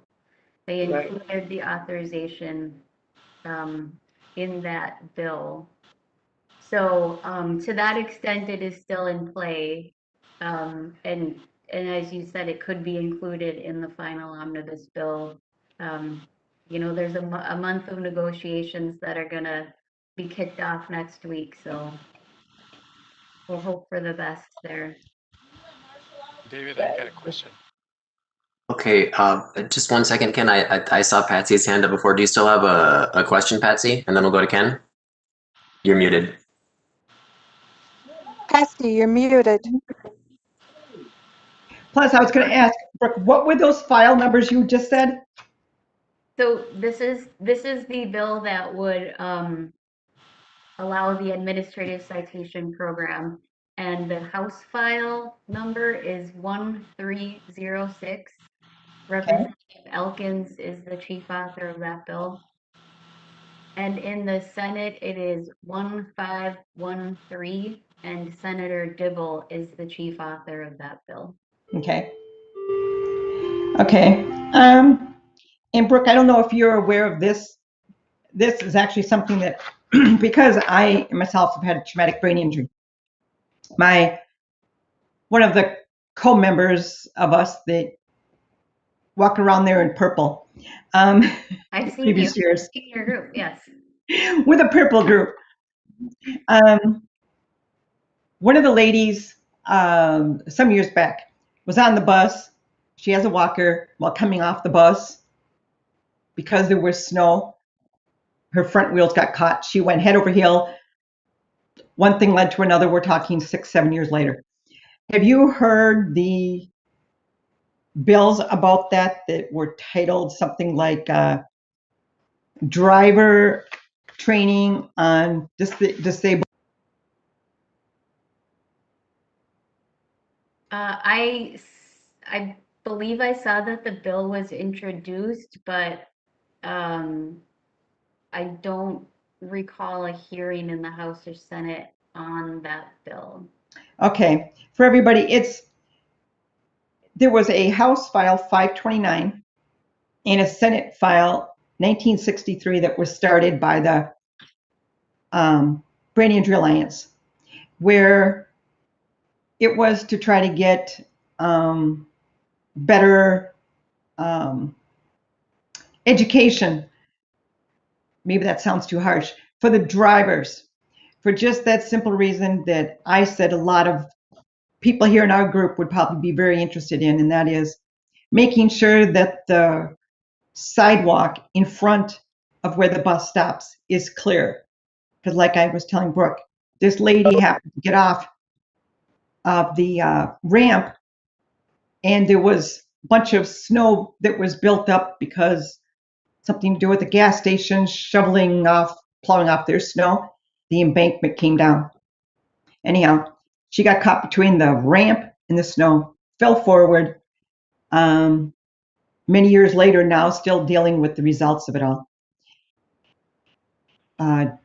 Jeff Nakbar and her has gotten these two bills going, but they made it through the first deadline of making it through one body, but they did not make it through the second deadline of the second body. But they still will be active come next year. They did not so-called die. And I promised Joy and Jeff that I would make sure that I said something today at this meeting so that other people could do just what we're talking about. Contact your representatives and let them know about these two file numbers, especially because a lot of it's going to affect you guys as to whether you can and cannot get off the bus safely with walkers and your scooters. This is David Fenley. Thank you, Patsy. We'll go to Ken, and then we will move on. Go ahead, Ken. Yeah, thank you. Brooke, I had to step away for 10 seconds, so you may have said something, but I missed it. I've heard yesterday that there was a hearing on fund reduction in Metro Mobility's budget. What's the scoop on that? I am guessing that would be referencing the Senate Transportation Committee hearing on their omnibus budget bill. And that bill does reduce the council's general fund base appropriation down to $5 million each year until fiscal year 2025. And so that is a reduction in state funds for Metro Mobility, and the rationale for that the Senate is offering for doing that is because that funding can be backfilled by the federal relief fund. So they're essentially clawing back state funding for Metro Mobility, and with the assumption that we will be able to use federal funds to cover those costs. We are obviously very concerned about that because we have a pretty substantial structural deficit, as I mentioned earlier, in the hundreds of millions of dollars. So Chair Zelli testified yesterday about that concern. Yeah, and I'm not quite understanding because I thought that Metro Mobility funding had its own line item and it was not any longer part of the general fund. So can you clarify that? Yes, you are correct that Metro Mobility, in the last budget that was passed, for the first time, Metro Mobility got its own separate line item. That line item appropriated general fund dollars, which still need to be appropriated by the legislature in law. So it's good that it has its own line item. It really draws attention to Metro Mobility and that the legislature has to make sure it's funded. But they do still have the authority to, for lack of a better term, change that number. And that's what we're seeing in the Senate bill. Okay, thank you. Hey, David, can I say one thing quickly? Go ahead, Heidi. When Heidi's done. Is Minnesota legislators watching Washington, D.C., because our president wants to do a big funding for transportation and roads and stuff. But is people with disabilities, the ADA, American with Disabilities Act, going to be a part of that? Or are they thinking, or is it all going to go to things that the disability community cannot be a part of? I just putting that out there so you can bring it back or maybe look at it, because I don't know how this is going to play out, but I don't know how Minnesota is going to ask for money in the near future and how you're going to report back to us about how that's going to be spread out if we get a chunk of it or if it even passes. So I just want to bring that to your attention, because sometimes we do these beautiful projects, but people like us with disabilities can't always use them because they don't fit, because they're not thinking the bigger picture. There's more than just people on bicycles and cars and motorcycles and so on. So keep that in mind when you go back and, do your stuff. Thank you. Thank you. Thank you very much, Heidi. And Brooke, thank you very much for the update. All right. We have 8 minutes left. Let's see if we can do this.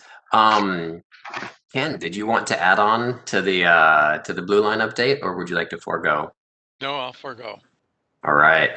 Chris, did you want to talk to us about Green Line updates? There's more information than I can do in a minute and a half. So go to swlrt.org and it tells you everything. Thank you. I know they're well into constructing that line. And then Daryl, you wanted to forego the Golden Rush Line reports. That's correct? You wanted to skip that? Okay, good. Perfect. So I have a couple things to let you all know in my report. The first thing, an idea that I've been batting around in my head, and this is less of a question, more of a seed planting to the committee members, is I would like to start possibly having short, you could call them presentations or meet and greets during our TAC meetings with different departments in the Met Council, so they can get a feel for who we are, and vice versa, so we can understand different departments in the Met Council. Just a thought. You all can bring ideas at a later meeting. And I also want to update you on a program that got started pretty quickly, actually, within the last, I would say, month. It's a collaboration between the Department of Health and Metro Transit.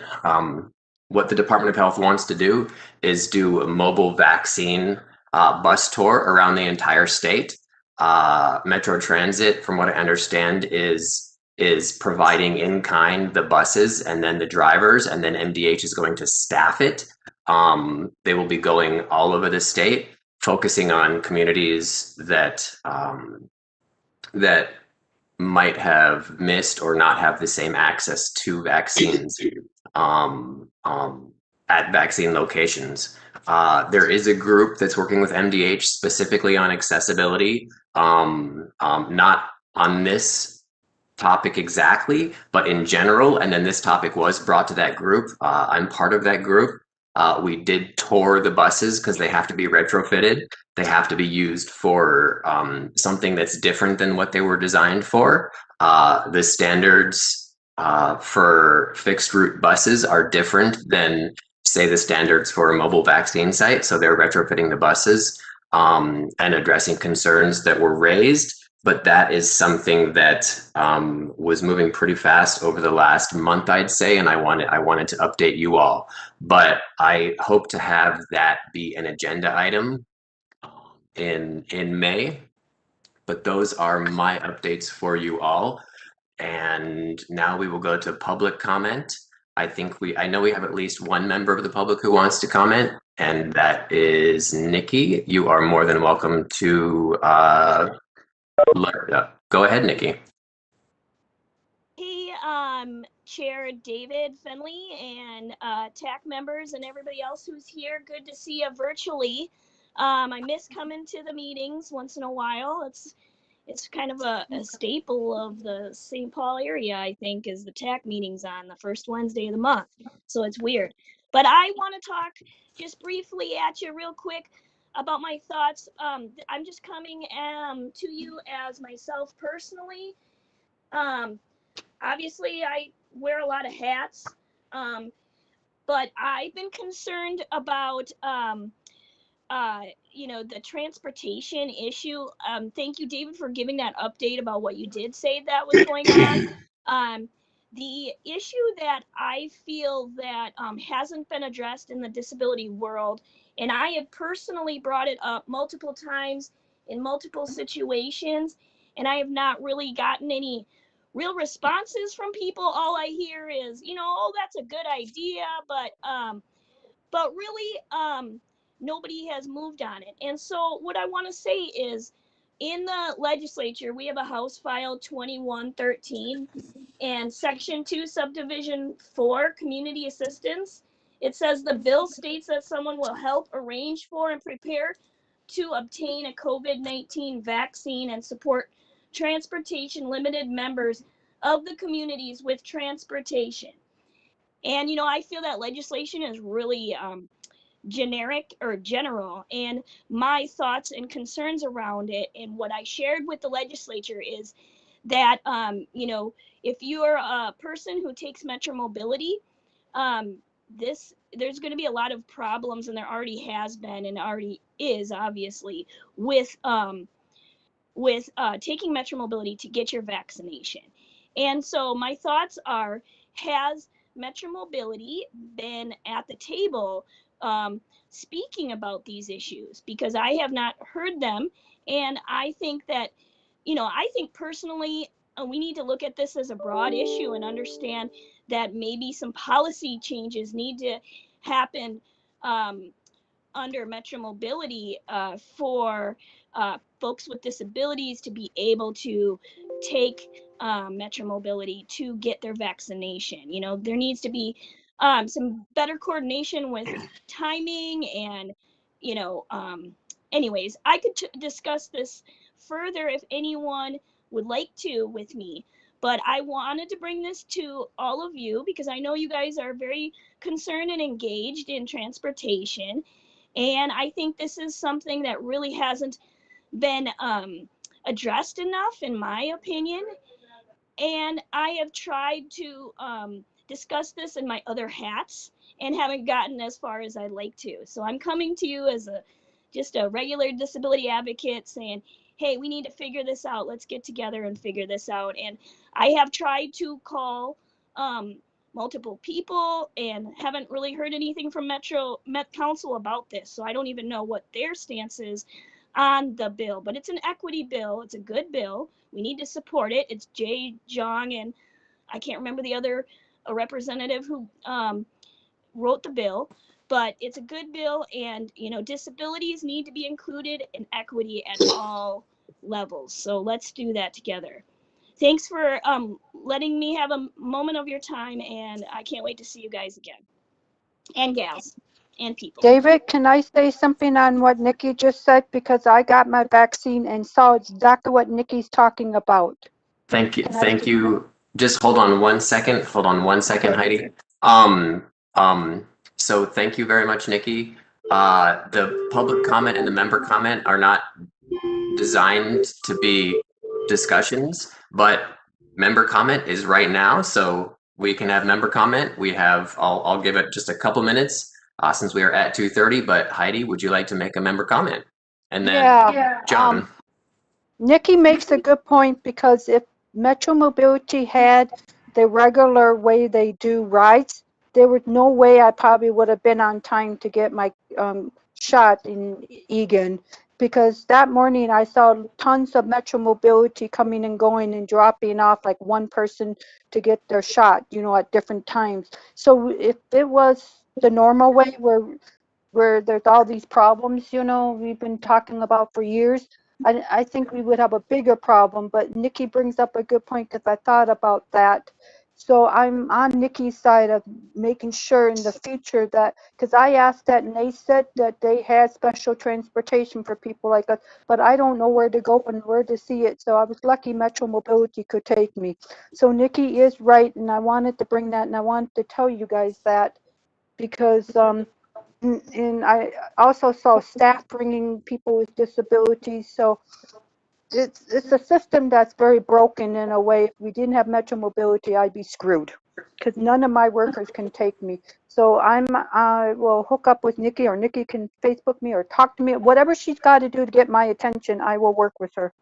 Thank you. Thank you, Heidi. We are over time, but if John, you have a burning member comment to make, go right ahead. This is Ken. I do too. Okay, we'll go to John and then Ken. Go ahead, John. You are muted.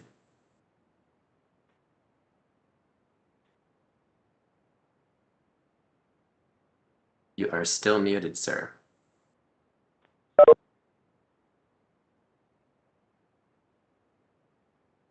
Okay. There. The CAC board needs to, as quickly as possible, and establish a media oversight and board regarding, not board, people together talking about this, to hold the media accountable. KSTP does a wonderful job. I am meeting next week with Rob Lear and with and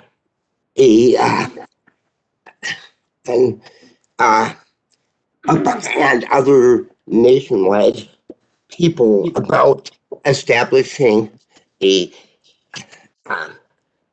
a conduit for creation, grant writing for journalists. But the thing I want to say is that we Access Press is on life support, and we need to develop mechanisms to tell stories about specifically transportation issues and to hold media accountable. And anybody who wants to talk with me, please call. I'm also fundraiser for Access Press, and I would consider myself just an advisor. I'm not going to push you toward anything, but any thoughts you have about AP and how to improve the the paper content and so forth, feel free. Thanks. Thank you, John. Ken, you can take us away and then we will adjourn. So the one thing I wanted to mention to people, I think it's really, really important. So there was mention earlier today about someone that uses a walker and was dropped off in a snowy location and ended up falling. It's really all of our responsibility. When we encounter stuff like that, we have to report that because Metro Transit has a process in place that when that gets reported, they send somebody to clear it up. And if nobody says anything, nobody knows anything to go clear it up. So I just urge people, legislation is great, but we oftentimes don't need to do that. We just need to start reporting things to Metro Transit so they can address it. They can't address it if they don't know about it.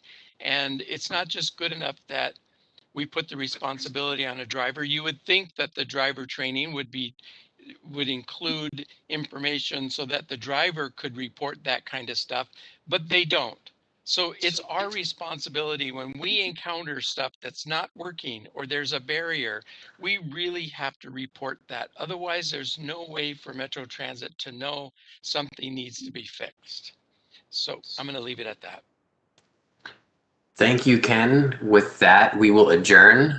I appreciate you giving me 5 minutes more of your time, and we will see you next month. Bye, everybody. Bye. Hi, thanks, Dave. Thanks, Bye, everyone. bye, everyone. Nikki, get a hold of me. Yeah, me too.